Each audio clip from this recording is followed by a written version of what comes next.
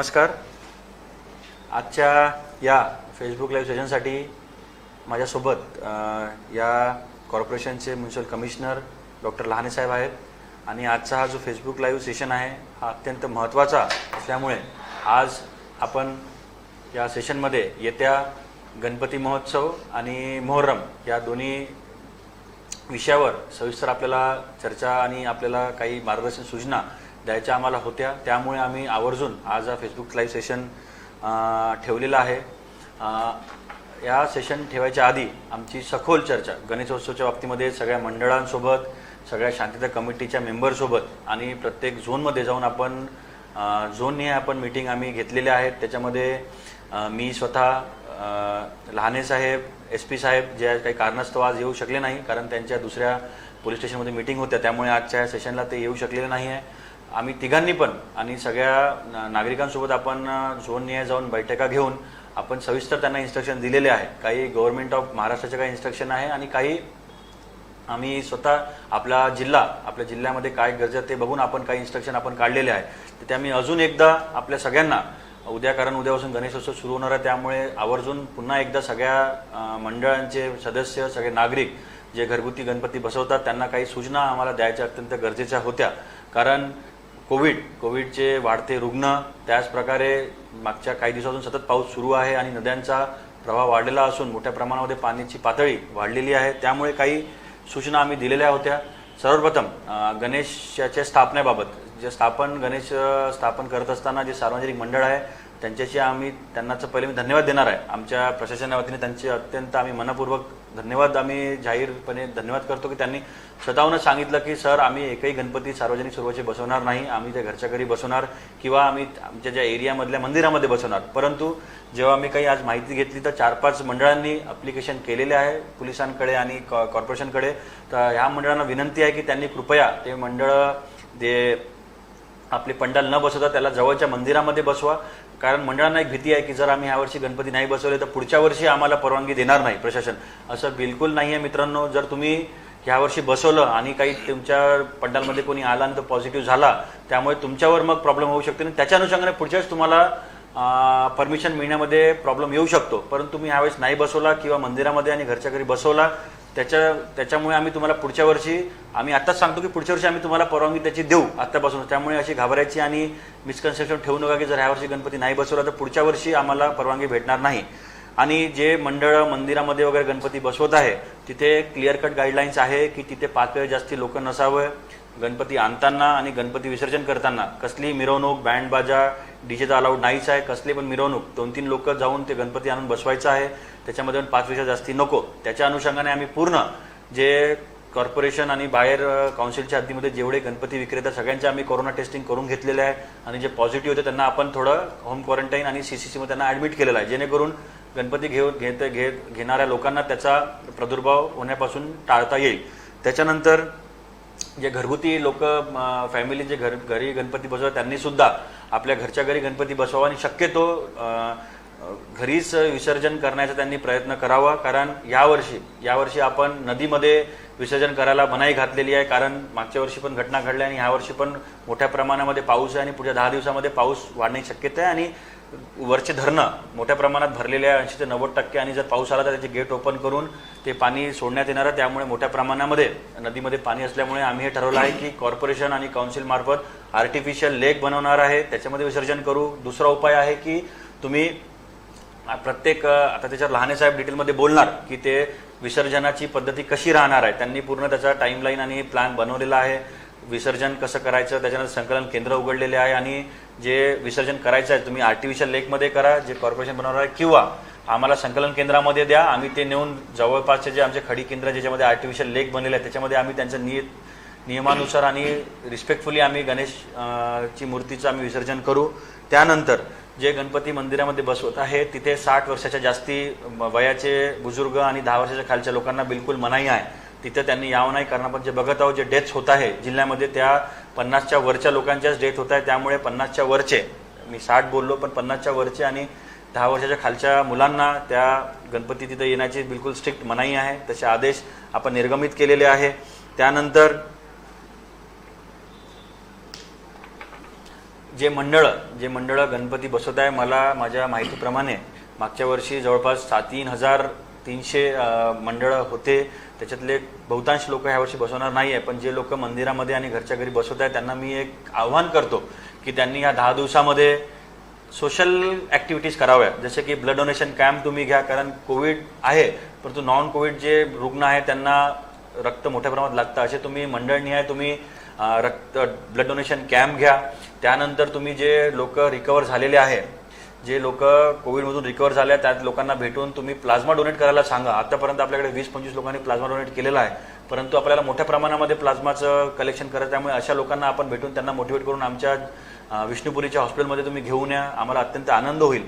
त्यानंतर तुम्ही प्रत्येक वर्षी गरीब लोकांना आणि भक्तांना भंडारा करतात, तर त्याच भंडाराच्या विचाराने तुम्ही कोविड हॉस्पिटलमध्ये किंवा कोविडचे आमचे CCC आहे त्याच्यामध्ये तुम्ही येऊन त्या रुग्णांना तुम्ही न्यूट्रिशियस फूड तुम्ही त्यांना द्या, ते तुम्ही करू शकता. त्यानंतर चौथा आहे तुम्ही वृक्ष लागवड मोठ्या प्रमाणात करू शकता. आपण मिशन 2021 पण सुरू केलेलं आहे. त्यामध्ये पूर्ण जिल्ह्याभरात 21 ठिकाणी आपण मियावाकी पद्धतीने आपण वृक्ष लागवड करणार आहे.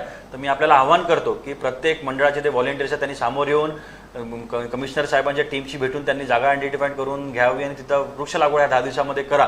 प्रत्येक मंडळांनी जर 500-1000 ते झाडं लावले तर आपले 3,000 गुणिला 100 जवळपास 3-3.5 लाख झाडं आपल्या कॉर्पोरेशनमध्ये लागू शकते आणि जिल्ह्यामध्ये लागू शकते. तेही तुम्ही करू शकता. आणि कोणत्याही मंडळाला काही त्यांच्या वतीने काही इनोव्हेटिव्ह करायचं आहे तर ते आमच्याकडे, माझ्याकडे किंवा कॉर्पोरेशन म्युन्सिपल कमिशनर साहेबांकडे येऊन ते सांगू शकता की सर आम्हाला हे करायचं आहे, ते करायचं. आम्ही तुम्हाला तुमच्या पाठीशी राहून तुम्हाला सपोर्ट करू.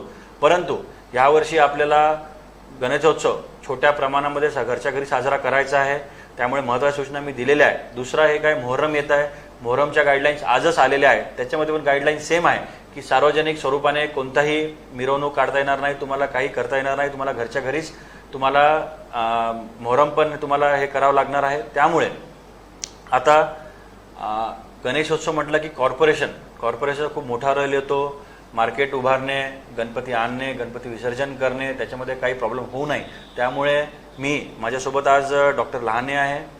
त्यांना मी विनंती करतो की सर आपण आपलं हे कॉर्पोरेशन नियोजन काय, म्हणजे तुम्ही आर्टिफिशियल टँक कुठं उभारणार आहे, तुम्ही गाड्यांची सोय कशी करणार आहे, तुम्ही टोकन सिस्टम कसं ठेवणार आहे, जेणेकरून नागरिकांना त्यांच्या घरच्या घरी किंवा संकलन केंद्र किंवा जवळच्या तलावामध्ये कसं त्यांना गणपती विसर्जन करता येईल, थोडं आपण याच्यामध्ये थोडा प्रकाश टाकावा. धन्यवाद लहाने साहेब. याच्यामध्ये 2-3 विषय सरांनी जे सांगितले त्याच्यामध्ये मी ॲड करू इच्छितो की पहिलं जे लहाने साहेबांनी सांगितलं की आम्ही संकलन केंद्र पण तयार करू, आर्टिफिशियल लेकही तयार करू, परंतु जे भाविक, जे नागरिक घरच्या घरी विसर्जन करणार त्यांचं जे निर्माल्य राहील, निर्माल्य, कारण तुम्ही 10 दिवस गणपती बसवाल तर 10 दिवस निर्माल्य आपल्याकडे राहते, तर आमचं हे रिक्वेस्ट आहे की ते तुम्ही घरच्या घरी त्याचं खत बनवा, जेणेकरून ते तुम्हाला कामात येईल देवाचं. आणि दुसरं, जर नसेल करत तर आम्ही ते संकलन केंद्र तुम्ही आम्हाला आणून द्या निर्माल्य, आम्ही ते चांगल्या रीतीने आम्ही ते डिस्पोज ऑफ करू.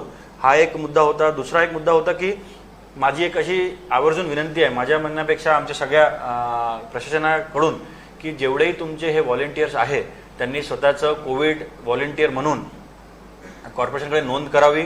आणि जे तालुक्याला आहे त्यांनी तहसीलदार साहेबांकडे किंवा तालुका आरोग्य अधिकाऱ्यांकडे नोंद करावी. आणि त्यांनी 10 दिवस आम्ही कोविडसाठी काम करणार आहे असं पण तुम्ही नोंद करून घ्या. आणि तुमच्या परीने तुम्हाला ज्या प्रकारे तुम्हाला व्हॉलेंटियर रीतीने हेल्प करता येईल ते तुम्ही करा. दुसरं, विसर्जनाच्या दिवशी पण कॉर्पोरेशनच्या लोकांना वाढी मनुष्यबळ लागते, तुम्ही स्वतःहून त्यांना त्या एरियातले जे मंडळ आहे त्यांनी तिथं नोंद करावी त्यांच्या साहेबांकडे, लहाने साहेबांकडे, आणि त्यांनी मूर्ती संकलन करणे, ते संकलनमध्ये करून ते प्रॉपरली ट्रकमध्ये ठेवून ते तलावापर्यंत नेतपर्यंत तुम्ही त्यांना मदत करावं, जेणेकरून जे गाळबोट लागतात की तुम्ही मूर्तीचा अपमान केला ते पण होणार नाही आणि चांगल्या रीतीने सन्मानाने आपल्याला गणेशाचं विसर्जन आपल्याला चांगल्या रीतीने ते करता येईल.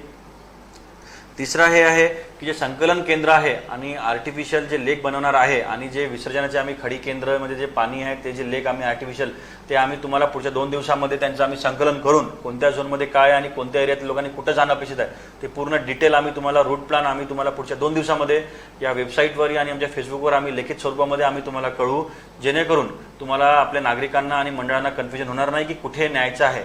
आणि दुसरं, आता ह्यावेळेस मूर्ती 4 फुटाची, सार्वजनिकला 4 फूट आणि घरगुतीला 2 फूट, त्यामुळे मोठ्या प्रमाणामध्ये नदीमध्ये न्यायची गरज नाही आहे. त्यामुळे आपण ह्यावेळेस नदीमध्ये विसर्जन करायचं अलाउड करत नाही आहे. 2 गोष्टी, एक तर प्रदूषण रोखण्यासाठी आणि दुसरं मोठ्या प्रमाणामध्ये आता गेट उघडून पाण्याची पातळी वाढणार आहे आणि मला असं मागच्या वर्षी पण एक दुःखद घटना घडली होती की विसर्जनाला आलेला एक मुलगा त्या पाण्यामध्ये वाहून गेलेला होता. त्यामुळे ते रिस्क न घेण्यासाठी कारण दुसरी आपण खूप चांगल्या रीतीने आणि घरगुती मध्ये गणपती सेलिब्रेट करण्याचा आपण प्रण घेतला आहे. कारण मला अत्यंत आनंद होतो आणि मी पूर्ण मंडळांचे जे प्रतिनिधी आहे आणि जे शांतता कमिटीचे प्रतिनिधी आहे त्यांचे मी शतशत आभारी आहे की त्यांनी स्वतःहून सांगितलं की सर हम इस बार बिठाएंगे ही नाही.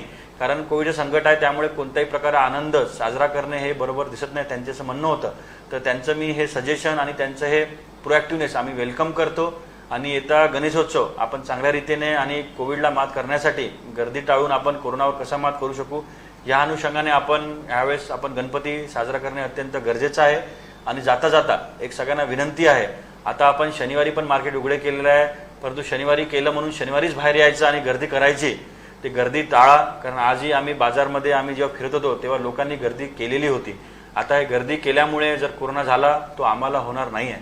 तो जो गर्दी करणार आहे त्यालाच कोरोना होऊन एक तर असिम्प्टोमॅटिक राहील किंवा जर सिरियस झाला तर डेथ पण होऊ शकतो. त्यामुळे माझी अशी विनंती आहे, माझी आणि कमिशनच्या वतीने मी विनंती करतो की गर्दी टाळा आणि कोरोना पण टाळा. त्यामुळे तुम्ही घरच्या घरी राहा, बाहेर निघू नका. कारण जर तुम्ही बाहेर निघून गर्दी केली, कारण आता असं मला वाटतं लोकांना असं वाटत राहिलं की कोरोना हमको हो ही नाही सकता. त्यामुळे कोणी पण कोरोनाच्या पासून इम्युन सध्या नाही आहे, वॅक्सिन यायला सध्या टाईम आहे. त्यामुळे तुम्ही घरच्या घरी राहा. तुम्हाला सिम्पटम आले तर तुम्ही आमच्याकडे कळवा, आम्ही रॅपिड अँटीजन टेस्टनी किंवा आर्टिफिशियलनी तुम्ही टेस्ट करताव. आणि मला अत्यंत खुशी आहे की आतापर्यंत आपण 40,000 टेस्ट केलेले आहे, अजून 30,000 टेस्ट आपल्याकडे येत आहे. त्यामुळे टेस्ट किटची कमतरता नाही आहे. त्यामुळे प्रोएक्टिव्हली आमच्याकडे या, टेस्ट करून घ्या आणि कोरोनाचा प्रादुर्भाव आपण टाळू. त्यामुळे अजून एकदा येत्या गणेशोत्सवाच्या सगळ्यांना आम्ही शुभेच्छा देतो आणि येत्या काळामध्ये कोरोना पासून आपला जिल्हा मुक्त होईल अशी अपेक्षा करतो आणि आपल्या कोऑपरेशनचं मी एक्सपेक्टेड करतो. आणि अजून एकदा सगळ्यांना येत्या गणेशोत्सवच्या आपल्याला शुभेच्छा. जय हिंद, जय महाराष्ट्र. नमस्कार.